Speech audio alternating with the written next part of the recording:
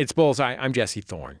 In a resume that has spanned decades, Sarah Jessica Parker has performed some of the most compelling characters in TV and film.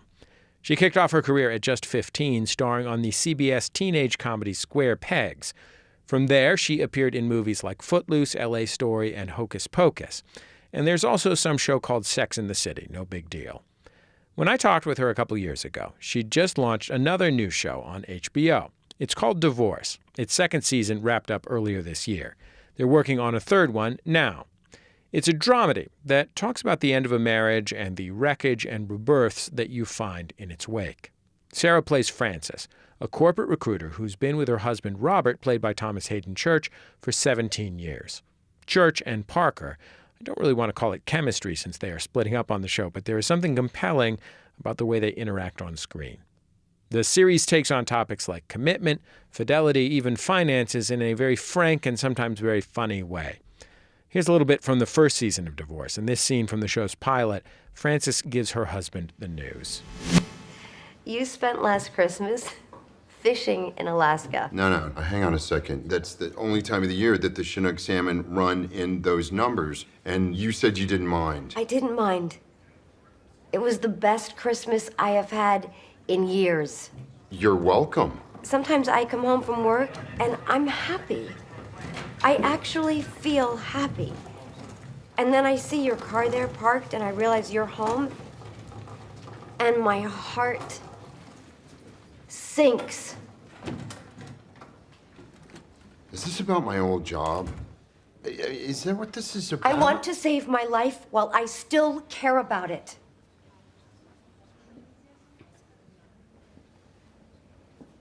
I don't love you anymore.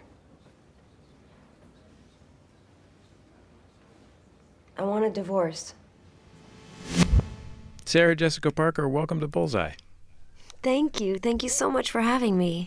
I want to ask you something serious to begin with, which is I had this experience a couple years ago where a pair of good friends of myself and my wife split up. They were married.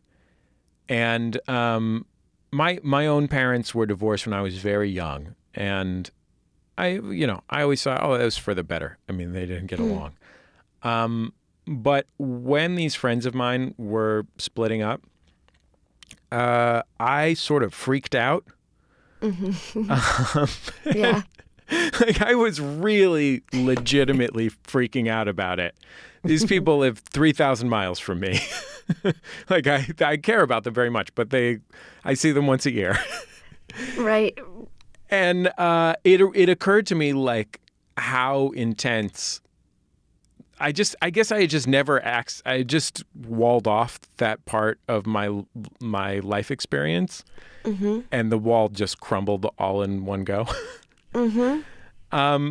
And I wonder what it's like for you to live with, in the way that you live with this subject when you're making a TV show, live with divorce, every day when you go to the office. Yeah.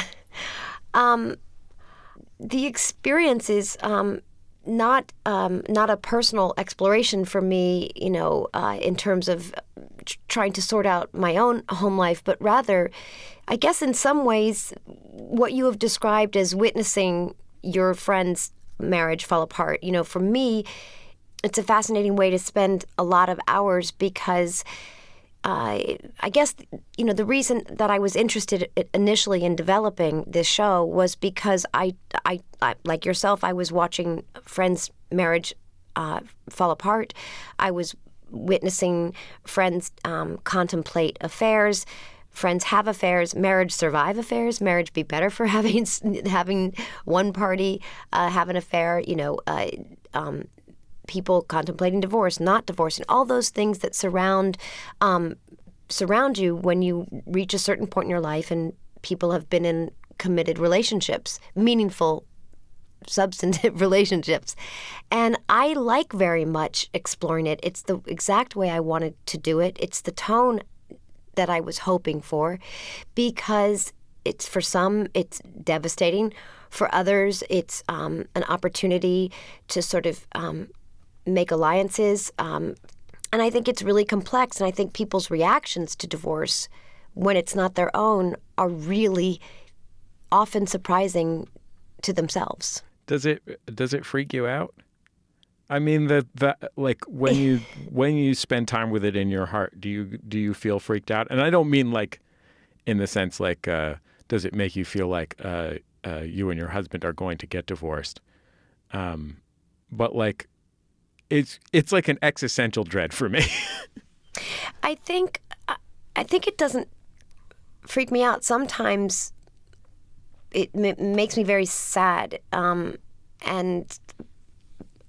I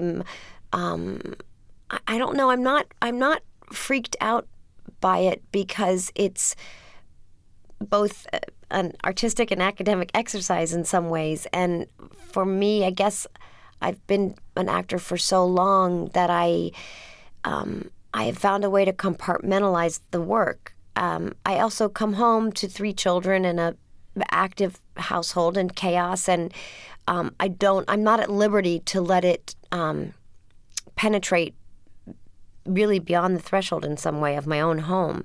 But I love the story. I like pushing on the bruise. I've always been that way, and I'm much more interested in the potential to be freaked out than not. I want to play a pushing on the bruise scene from Divorce. So your character, whose name is Frances, is a headhunter, and this is the cold open of the 3rd episode, and she's sitting down with a client who's looking for a new gig, and they have this conversation.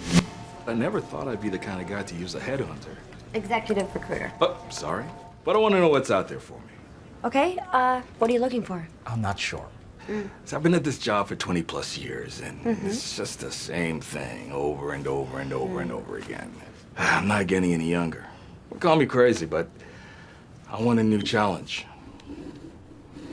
It's a whole big world out there, and I've lost 20 pounds.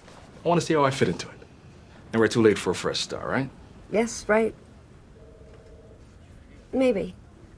So I was thinking. But doesn't it make more sense, Ted, to hold on to what you've got? Because if you lose it, then you might end up with nothing at all. Nothing. And then what is there to do but wrestle with your own regrets while you wait around to die? I mean, I was just wondering what was out there. What if there's nothing out there, Ted? Just a thought.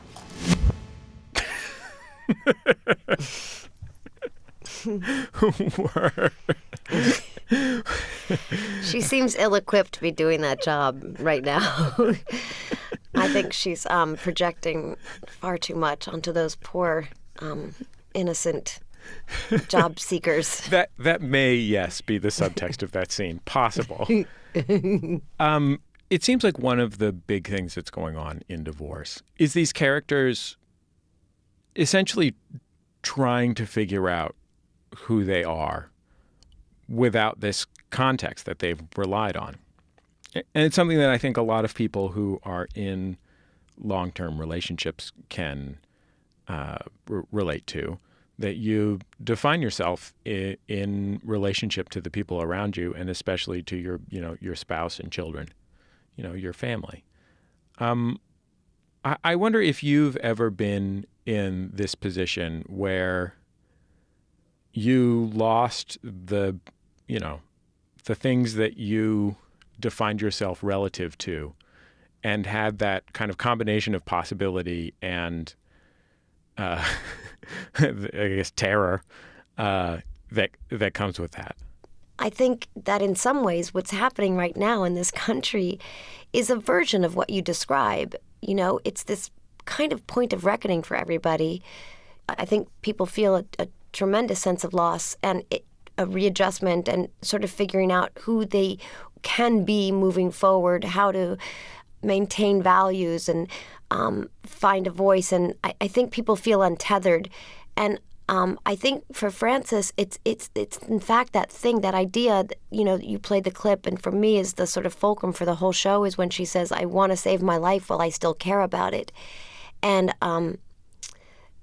I think that it this idea of who we think we want to be, these ideas of freedom and liberty, and for Frances, this idea of liberation from this marriage that she feels is deadening, and there's this sort of inertia that is unbearable. You were on Sex and the City for 6 or 7 years, or 10 or 12. Yeah, right. A further several thereafter. And like, on the one hand, this is the greatest job in the world. You're working on a great show that is just like culturally iconic, and you got a great part on it, and you're great in it. Everybody thinks so, and you go to work every day, and you're doing a good job working on a good thing, right? And that ends. And on the one hand, you have the kind of extraordinary possibilities that come with, being in show business and coming off of a big success.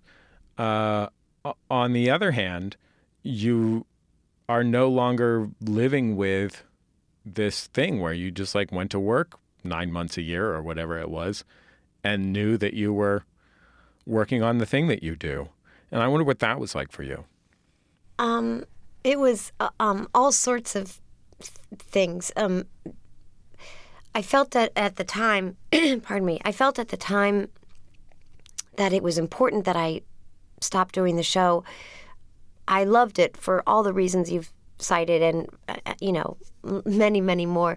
But I recognized, up until that point in my career, I'd always been a journeyman, and that's exactly what I wanted most, was to just do lots of different things and work in the theater and then do a movie, and then, I don't know, whatever came my way that was interesting, and not only that, possibly allowed me to pay my bills. And at a certain point, as I sort of sat in the cozy cradle of this extraordinary experience, both Michael Patrick and I realized that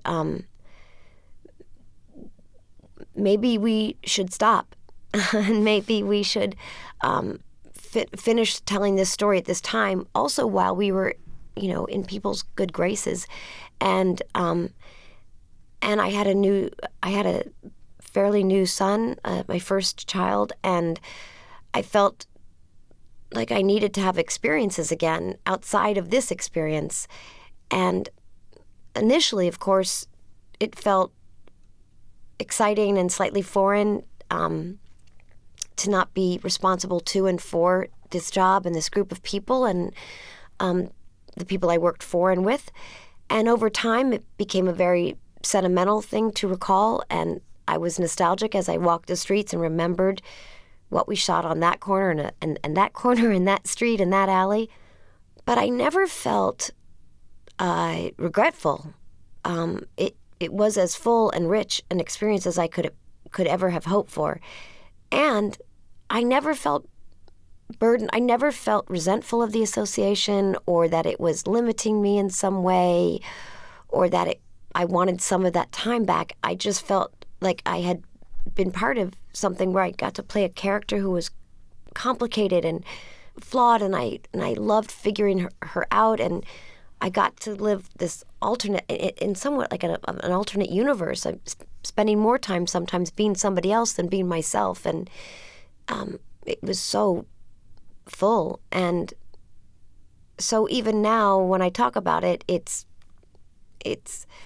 hard to imagine 90, 100-hour weeks, but I wouldn't have changed any of it. I like that your actual day-to-day life was essentially a Sex and the City walking tour. It's true.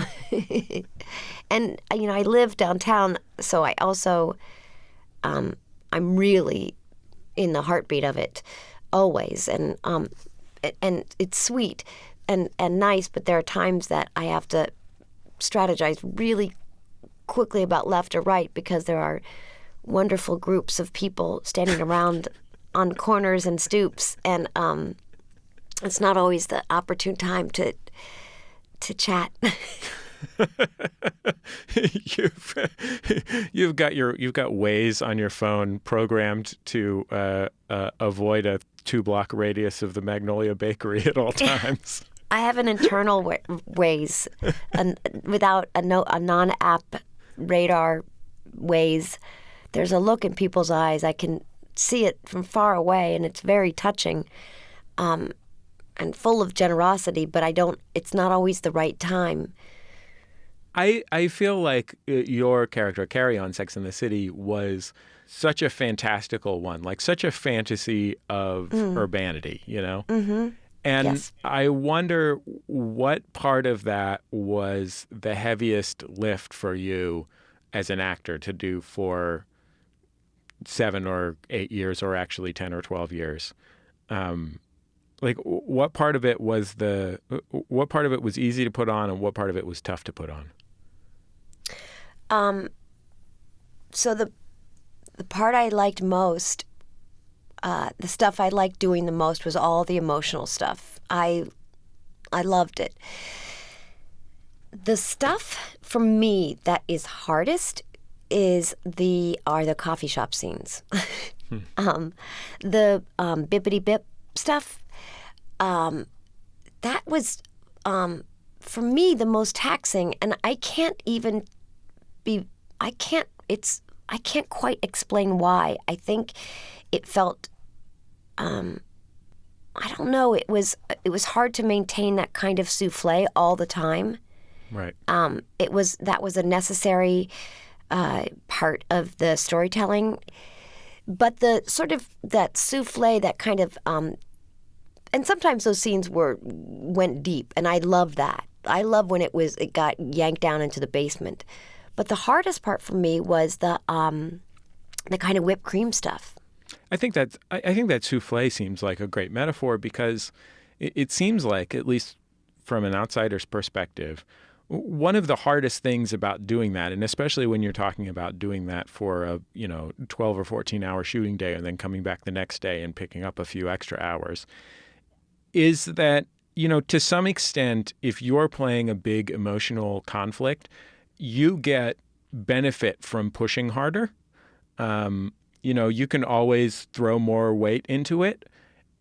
And it seems like one of the challenges of doing 12 hours of breezy lightness that is a very specific and kind of perfect kind of breezy lightness, is that if you push it, the souffle deflates. Completely. This is why I wanted to be on your show. Exactly. And it's a very, well, as souffles are, they're very delicate, they're very tender, they're made of glass, actually, not dairy products. And also, as you described, these days of the camera moving, overs, masters from that side, which, it's your job to find the, stamina. But there is something that it doesn't charge more. And if you push, it's grating, it's cloying. Being cute, charming, when it's effortful, is really unbearable for any discerning audience. But you're really good at being cute. I mean, like, if I think of you in like LA Story or something, that is a world that is even more fantastical than Sex and the City, right? Like, it's it's an absurd world. Yes. And you have this impossible job, which is to be like a completely absurd caricature that feels like a real and genuinely interesting and charming human being. Like, well, you're right. Always on roller skates. You know what I mean? Like, that's, yes. Yeah. Just start there. Try and play any character as a relatable human being who's always wearing roller skates. Who's always moving. Yeah. And the reason that was, I think, doable, and not only doable but compelling as an actor, is because it was Steve Martin's version of an ingenue. It wasn't conventional in any way, which I'm convinced is the only reason I got the job, because I never got jobs like that prior to Steve Martin saying I was acceptable for that idea because that was such an odd world he created. I mean, that was, in fact, an altered world. It was well into the future. It was such a peculiar, wonderful place to be. And so she was part of that world, and otherwise she would have been your boilerplate kind of girl that was too young for the fellow. Not at all interesting. Let's hear some LA stories. So your character's name was Sandy, which had a very unusual spelling. And I'm glad that in my notes about this, they've reproduced the spelling exactly in order to confuse me. Do you want me to see if I can get it right from memory? Yeah, go for it. Big S, small A, small N, big D, small E, big E with like a little star at the end or something? Yeah, you nailed it. Nailed it. Yes. So you and Steve Martin's character, whose name is Harris, are coming back from a date in this scene. And this being Steve Martin's Los Angeles, 1991, immediately you are suggesting that Harris get a colonic from her place in Santa Monica. Have you ever had a high colonic? Pardon me? A high colonic. You mean an enema? Yeah. I keep waiting for you to say joke. Oh, they're great. I mean, they really purify you. There's this place in Santa Monica that do it. Oh, they're great. This where you live? Yeah. Yeah, here. It's really groovy. Well, good night. Good night. I was listening to you talk to Alec Baldwin on his show, Here's the Thing, and you were talking about your early career. And I was thinking of a great actress who's been on this show and is so wonderful and brilliant named Judy Greer. And also about other women actresses, women actors who are funny. And the world of quirky best friends, which seems to be often the world that anyone who is a woman who is funny, and it's changed somewhat, but anyone who's a woman who's funny is consigned to, or given the opportunity to play in. I mean, there's good things about it too. But like your early career was standing next to a pretty girl. Yeah, I was gonna say it's like a movie star looking. I mean, you're real pretty, Sarah. I'm not. But no. I put you in a terrible position. But I think you know the kind of thing I'm talking yes. about, and I think for some people that feels like a prison. You know, there's some people who just. I mean, I know, like for example, Sarah Silverman. She's just like, yeah, I'm just not going to do that ever, and for that reason, she's worked a lot more as a comic than she has as an actress because that's what show business wants her to do. And it sounded like partly you kind of liked the part where you were, you were just working and doing different stuff. Mm-hmm. Yes. I mean, obviously there are a lot of jobs I just simply took because I really needed to, pay my Con Ed bill but the jobs, the things that I remember most and that were most meaningful often were the cerebral best friend of the pretty girl. And I say that because... Don't sell yourself short, Sarah. You also played the quirky best friend of the pretty girl. That's true. But those were... Well, maybe it's just the way I'm choosing to remember them, but those were always, for me, the more interesting role anyway. Yeah. They weren't on screen as long, and they never got to kiss anybody, but they always had insight, and they were a source of comfort, and they were counsel and ears and eyes and witness to, and you always knew that if they could just survive until college, the world was going to be their oyster. And maybe that's because that's how I felt. But I liked them. And people used to say, well, maybe you should pluck your eyebrows or get a nose job or all sorts of ideas about an easier avenue toward something else that I guess seemed like success. For me, everybody I admired and those that I looked to ever seemed bothered by other people's opinions of them in some way. They just wanted to work. Your husband is the actor Matthew Broderick. Did you have a relationship with his work before you knew him as a human being? I'm not telling you anything you don't know, but he was Ferris Bueller, for example. Not only did I have a relationship with his work, but before I met him, when I met him, I realized, wow, I've paid for all your movies. Meaning, as an audience, I couldn't say that about a lot. I could say it about Woody Allen's movies. From the time I was a young child, we always went to see Woody Allen movies. And when I was in Utah shooting Footloose, that summer, I think Matthew had maybe 2 movies out, and I didn't have a car. But on my days off, I would go to the movies, 1 or 2 of which were Matthew Broderick movies. So yeah, I was very familiar with him as a performer, as an actor. I think that any relationship is, including a relationship between 2 very famous people, as the 2 of you are, is about just regular people. I've done this job long enough to know that everybody is a person. Not to put too fine a point on it, but yeah, people are human beings.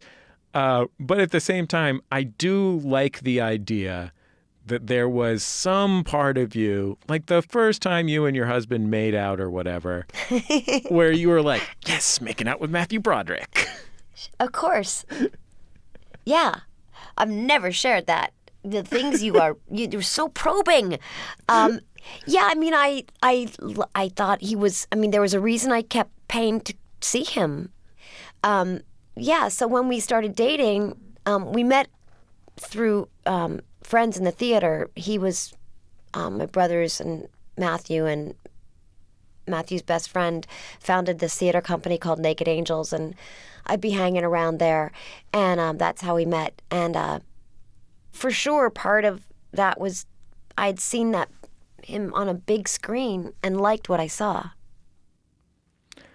How do you feel about Thomas Haden Church's distinctive mustache on the show Divorce? I like it very much. I'm so glad that he did that, because it really has become the 6th character on the show. And it's been a wonderful conversation. It's on the call piece. sheet.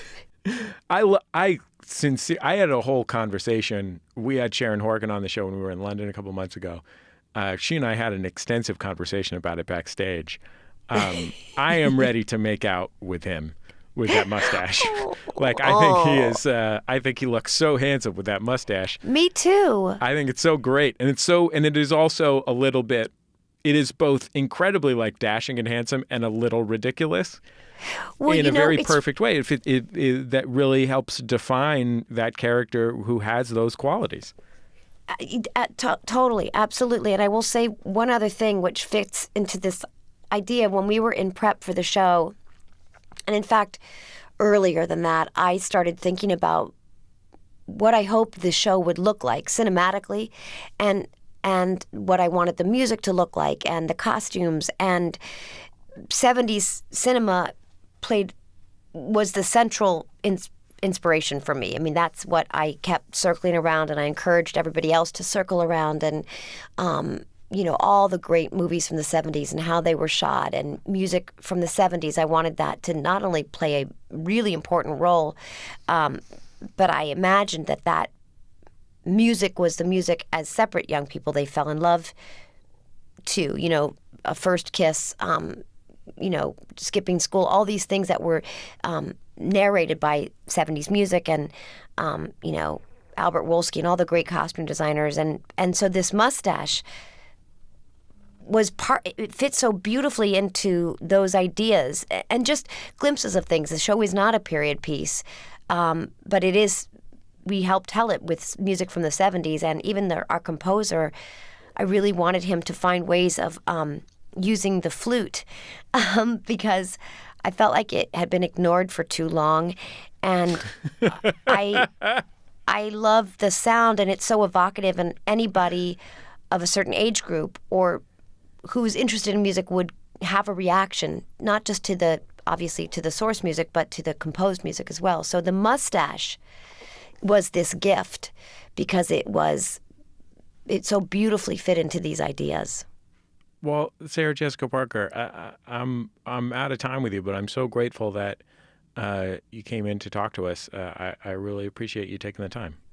Oh, it's been such a treat, and you just did not let me down at all, and you asked such good, smart, interesting questions, and it's been a real privilege to have time with you, so thank you so much. Sarah Jessica Parker. You can currently watch the first 2 seasons of Divorce on HBO Now and HBO Go. She's also starring in and producing a new movie called Here and Now that's set to hit theaters November 9th.